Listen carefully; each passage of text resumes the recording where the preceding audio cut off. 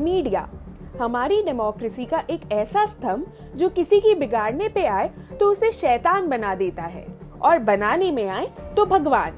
कई बार ये भगवान बनाने वाले खुद ही अपनी ही कल्पना से बनाए हुए भगवान की पूजा में इतने लीन हो जाते हैं कि अपने ही लिखे हुए आर्टिकल्स को बाइबल से भी होली मानने लग जाते हैं। और अगर उनके भगवान पर सवाल उठाए जाए तो आपकी खैर नहीं। कुछ साल पहले हमारी मीडिया ने शुरू की थी लिखनी सेंट सोनिया गांधी की कहानी। इंडिया टुडे ने सबसे पहले की थी प्रोजेक्ट सेंट सोनिया की शुरुआत। द न्यू मिसेस जी का ताज उनके सर पर पहनाया गया। एक कम्प्लीटली इनएक्सपीरियंस पॉलिटिशियन की इंदिरा फिरोज गांधी से तुलना की गई। 2003-4 में जब सारे स्टेट्स में कांग्रेस के चांसेस श्रिंक होते नजर आ रहे थे, तब एक और headline I, Honey I shrunk the Congress. Hero of hatred या मास्टर डिवाइडर जैसे कोई भी पर्सनल अटैक्स नहीं थे। मई 2004 में जब इलेक्शन रिजल्ट्स आउट हुए, सोनिया शाइनिंग थी और अटल सनसेट। यहाँ से शुरू हुई थी सोनिया गांधी की सेंटहुड कैनोनाइजेशन की प्रक्रिया।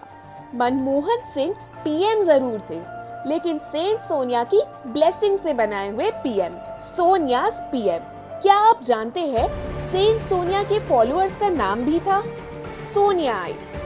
सरकार बनाए 1 महीने ही हुए थे, लेकिन सोनियाइज्म की आइडियोलॉजी फॉलो करने वाले ये न्यू वीआईपीज, ये सोनियाइट्स मानो जैसे चमत्कार ही कर रहे थे। सेंट सोनिया कभी भी कुछ गलत कर सकती है क्या? कुछ भी गलत अगर हो तो वो इंसानों की गलती है। शायद मनमोहन सिंह जी की एग्जिस्टेंस सिर्फ इसीलिए थी कि सारा दोष उनके सर मढ़ा जाए। करता धरता कोई और, लेकिन हमेशा बिल भरता सिर्फ एक इंसान, मनमोहन सिंह। सोनिया के पीएम, लेकिन मनमोहन के मिनिस्टर्स। The halo slips.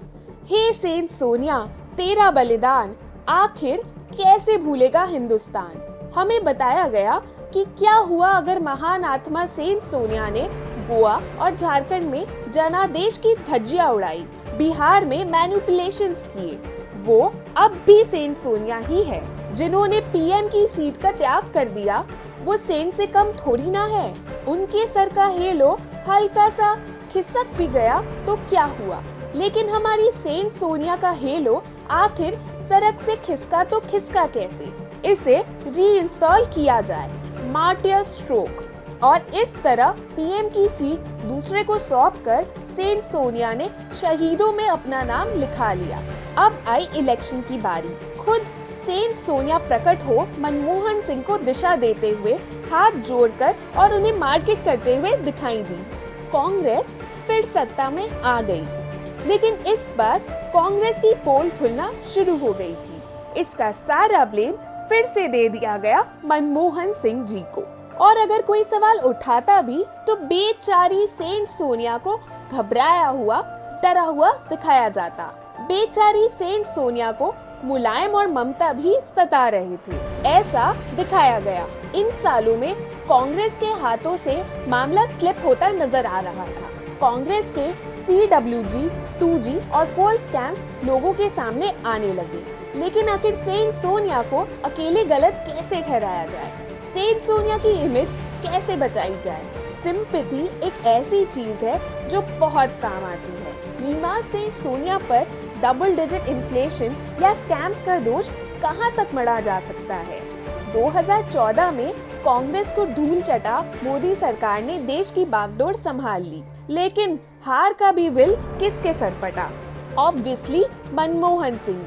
आगे आने वाले सालों में बार बार डूबते हुए कांग्रेस की नैया पार लगाने मैगजीन कवर्स पर सेंट सोनिया खुद प्रकट होती रही। फिर जब ऑगस्टा वेस्टलैंड स्कैम के बाहर आने से सोनिया माता की पोल खुलना शुरू हुई, ऐसा बताया गया कि बेचारी सेंट सोनिया को टारगेट किया जा रहा है। याद रखिएगा, इन गुजरे सालों में नेशनल हेरल्ड स्कैम के बारे में इन मैगजीन कवर्स ने हल्की सी भी भनक नहीं लगने दी। बीजेपी से शर्मनाक हार के बाद कांग्रेस को सिर्फ 44 सीट्स के निम्न स्तर तक पहुंचाने के बाद, देश को नियरली कांग्रेस मुक्त बनाने के बाद भी 2018 में सेंट सोनिया को ग्लोबल लीडर बताया जा रहा था और उनकी तुलना हिलरी क्लिंटन से की जा रही थी। आखिर इलेक्शंस जो आने वाले थे, सेंट सोनिया के कल्ट के काफी मीडिया वाले फॉलोअर्स थे और ये सोनियाइज्म सिर्फ एक मैगजीन तक लिमिटेड नहीं थी। जब सोनिया ने पीएम की सीट एक प्रॉक्सी प्राइम मिनिस्टर को सौंप दी थी, तब और भी ऐसे मीडिया हाउसेस थे जिन्होंने इसे परम त्याग बताकर न्यूज चलाई थी। आज जब कोई भी सेंट सोनिया को उनके मेडन नेम से पुकारता है, उनके इटालियन जड़ों की बात करता है या उनसे सवाल करता है, उनकी निंदा करता है, तो ऐसे लोग जिनका सोनियाइज्म में पूर्ण धर्मांतरण यानी कन्वर्जन हो चुका है, आखिर वो ये बातें चुपचाप कैसे सहन कर ले।